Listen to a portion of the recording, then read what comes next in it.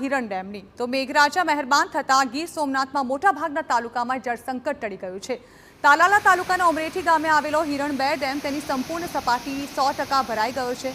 Dam છલકાઈ જતા ગીર પંથક સહિત વેરાવળ, સૂત્રાપાડા અને સોમનાથ મંદિર સહિતના વિસ્તારોને પાણીની પૂરતી સુવિધા મળી રહેશે। હાલ ડેમ તેની 29 ફૂટ સપાટી સુધી પહોંચી ગયો છે તો ઓવરફ્લો થવાથી 2 દરવાજા 0.10 મીટર ખુલ્લા રાખવામાં આવ્યા છે। નીચાણવાળા વિસ્તારોને તંત્રએ એલર્ટ કર્યા છે।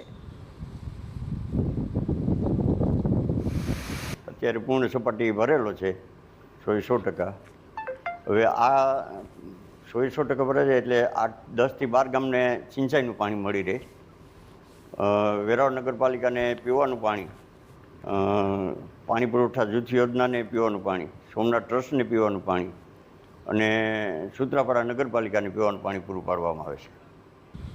તો ચાલુ વર્ષે ઓછા વરસાદને કારણે પાણીની અછતની ભીતિ ઊભી થઈ હતી, પરંતુ હિરણ 2 ડેમ ભરાઈ જતા સમગ્ર વિસ્તાર માટે મોટી રાહત મળી છે।